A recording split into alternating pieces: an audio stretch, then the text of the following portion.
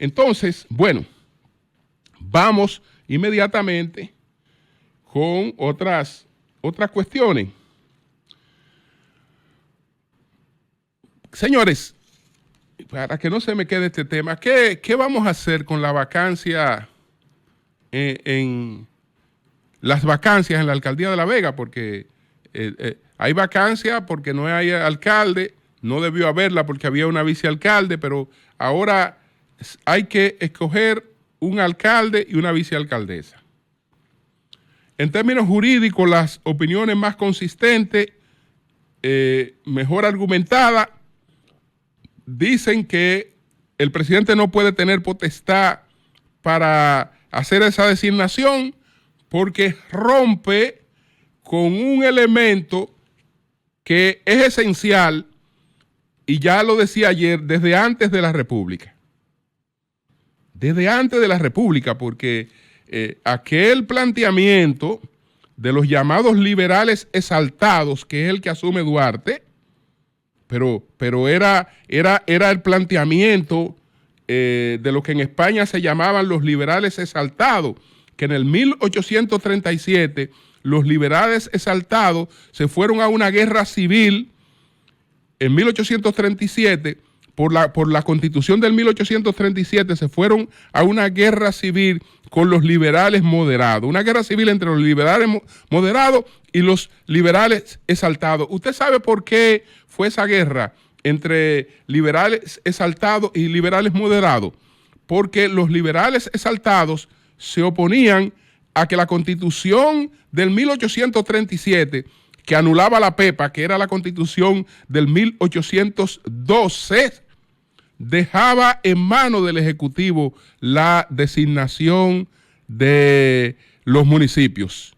Y entonces los liberales exaltados no compartían eso, porque los liberales exaltados era lo que planteaban aquello que después reprodujo Duarte. Aquello que después dijo Duarte, pero le estoy hablando del año 1837 cuando se da esa guerra. Es decir, en España se da una guerra en el 1837 porque el presidente, el ejecutivo, no puede designar municipios. Porque los municipios son un contrapeso. Son un contrapeso. Y bueno, ya eso tiene otra articulación jurídica que es de la que han hablado distinguidos juristas como Milton Ray Guevara, Eduardo Jorge Prat, Julio Curi, entre otros. Ok. Yo creo que cuando he leído lo que ellos han planteado, ellos tienen razón. Ahora, vámonos a la práctica de lo que ellos han planteado. Ellos están planteando sencillamente que hay que hacer unas nuevas elecciones. Bueno, no estamos en condiciones para nuevas elecciones. En verdad, no estamos en condiciones para nuevas elecciones porque los dos principales partidos de oposición están en sus procesos internos y todavía no están en condiciones de presentarse a unas elecciones. Entonces, la Junta Central Electoral se va a renovar. No puede organizar esas elecciones. Ya enviamos el proyecto de presupuesto del 2025 y desde luego que no contempla la realización de esas elecciones en La Vega. Entonces, hay una cosa que hay que aprovecharla, por lo menos por un tiempo prolongado. En La Vega se ha resuelto una interinidad y nadie se ha muerto y eso está funcionando bien. Eso está funcionando bien porque el presidente ahora no puede hacer la designación por decreto. Primero, porque tiene una amplia oposición jurídica para eso, pero segundo, porque el presidente tiene una guerra interna en el PRM en la que él no puede tomar partida y la designación lo obliga a tomar partida. Entonces, para el presidente también, el problema del decreto se le hace doble. Se le hace doble porque le crea una situación difícil en el PRM y se le hace doble porque fuera le han dicho que eso no le corresponde y que además es una contradicción que quien está buscando independencia de los poderes, fortalecer el poder público y una serie de cosas, se arrogue la potestad de hacer una designación en un poder independiente. Entonces, yo creo que nosotros lo que deberíamos es aprovechar esa interinidad y definirla. Bueno, interinidad por un año. interinidad por 2 años. Y a partir de ahí, si hay que hacer unas elecciones, hacer unas elecciones. Pero en lo inmediato, aunque eso sea lo que haya que hacer, no hay condiciones para eso. Y tampoco vamos a crear una crisis por una cosa que tampoco está en crisis, porque eso no está descabezado. Eso está funcionando y uno espera que esté funcionando bien. Entonces, es definir esa interinidad que no está definida y procurar una especie de acuerdo político. Es decir, el PRM pudiera haber resuelto el asunto, pero el PRM ya se declaró incapacitado para resolver el asunto porque ese asunto divide al PRM. Es decir, el primero que tiene un problema político con eso es el PRM. Entonces, yo creo que bien pudieran la Junta, los partidos políticos, en algún momento ponerse de acuerdo para ver cuándo es más conveniente llevar a cabo esas elecciones, pero en lo inmediato eso es imposible. En lo inmediato no hay condiciones para eso. En lo inmediato lo único posible es aprovechar esa interinidad y postergarla hasta que llegue un momento de resolver eso. Eso es lo que veo con relación al tema de esa vacancia en Las Vegas. Bueno, señores, por otra parte,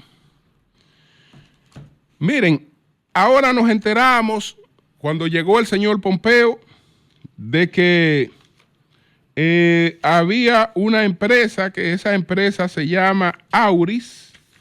Esa empresa es de Jochi Gómez y que esa empresa lo reveló Jochi Gómez en la conferencia en la que le acompañó el señor Mike Pompeo.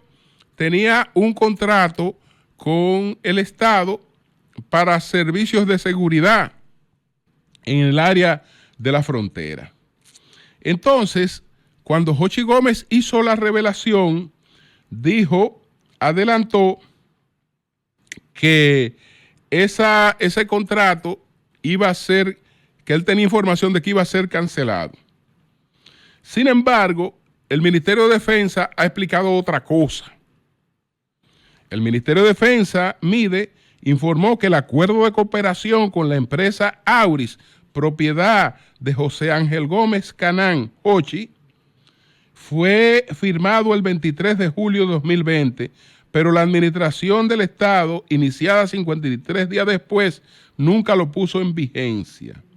A través de una nota de prensa explicaron que iniciado el nuevo gobierno el 16 de agosto del 2020, se descartó la cooperación con esa firma, no lo puso en vigencia, nunca solicitó la información a la que se comprometió la empresa, ni realizó ninguna de las acciones pactadas.